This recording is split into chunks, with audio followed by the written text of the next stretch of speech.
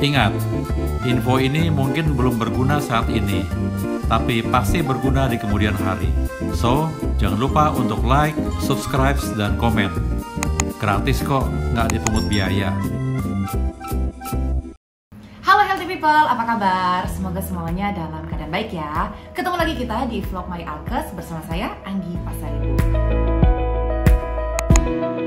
Nah, di kesempatan kali ini kita mau bahas tentang logical fallacy di masa pandemi. Tapi kira-kira Healthy People udah tahu belum nih, apa sih logical fallacy itu? Logical fallacy adalah suatu pola logika berpikir yang keliru atau salah atau sesat. Biasanya logical fallacy digunakan untuk memenangkan suatu perdebatan atau meyakinkan atau mempengaruhi orang lain agar setuju atau sependapat dengan opini tertentu. Bila kita tidak hati-hati atau kurang pengetahuan, maka kita dengan mudah akan terpengaruh tergiring ke opini yang salah tersebut dengan menggunakan pola-pola logika berpikir yang sepertinya benar, padahal tidak demikian. Berarti ini tuh seperti berspekulasi aja ya dok ya?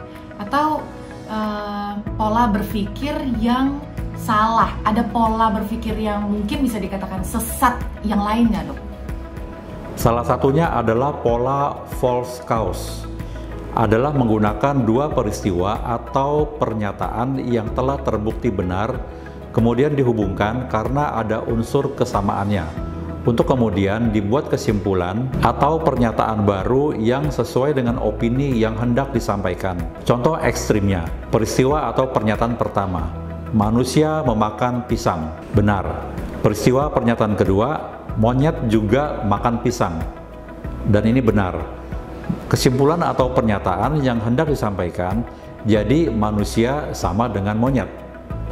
Kita akan dengan mudah mengatakan bahwa kesimpulan tersebut adalah salah, karena kita sama-sama sudah tahu bahwa manusia tidak sama dengan monyet. Contoh kedua yang berhubungan dengan pandemi COVID-19, pernyataan pertama, orang yang tidak divaksin bisa terinfeksi COVID-19.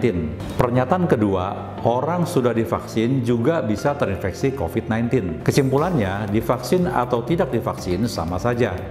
Jadi tidak perlu divaksin karena sakit dan ada efek samping. Nah, kalau pengetahuan kita kurang tentang kelebihan vaksinasi, maka kita akan dengan mudah sependapat dengan opini yang salah tersebut.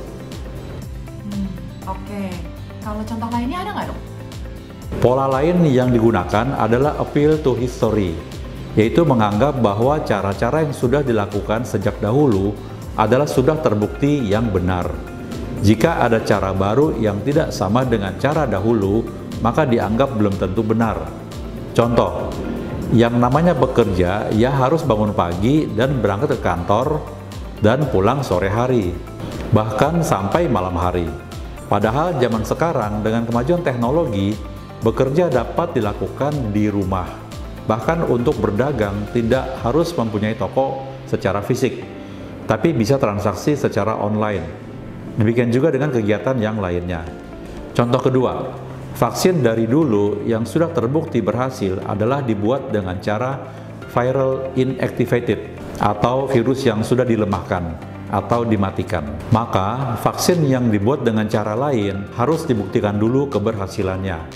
Akibatnya, masyarakat yang termakan opini berbondong-bondong memilih vaksin dengan metode konvensional dan menolak vaksin di luar metode itu.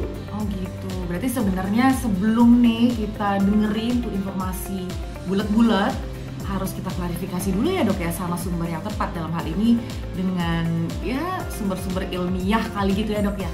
Terus ada pola lainnya juga nggak dok? Pola lain adalah strawman fallacy. Strawman adalah orang-orangan di sawah yang sengaja dibuat untuk menakut-nakuti burung. Pola ini memanfaatkan suatu peristiwa negatif yang sangat kecil kemungkinan terjadi sebagai suatu peristiwa besar yang perlu ditakuti. Peristiwa jatuhnya pesawat terbang membuat opini bahwa pesawat terbang merupakan sarana transportasi yang tidak aman.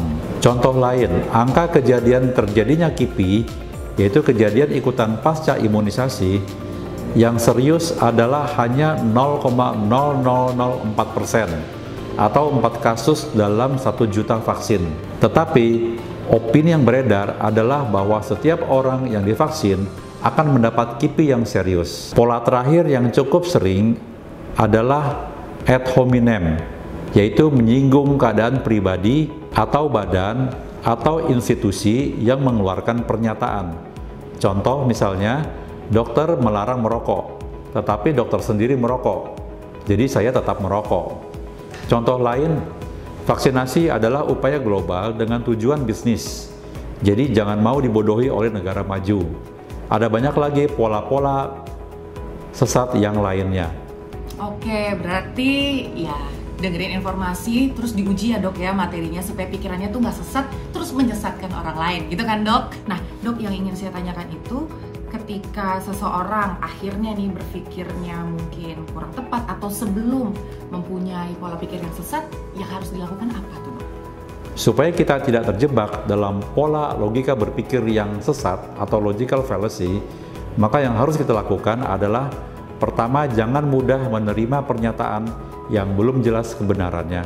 Kedua, periksalah kebenaran setiap pernyataan. Fokuslah pada kenyataan data, bukan asumsi atau pendapat.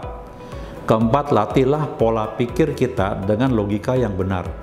Oke, demikian Healthy People. Semoga informasi hari ini bisa memberikan manfaat untuk kita semua. Dan nantikan episode selanjutnya di My Alkes, informasi kesehatan terupdate dan terpercaya. Saya Anggi Pasaribu, salam sehat.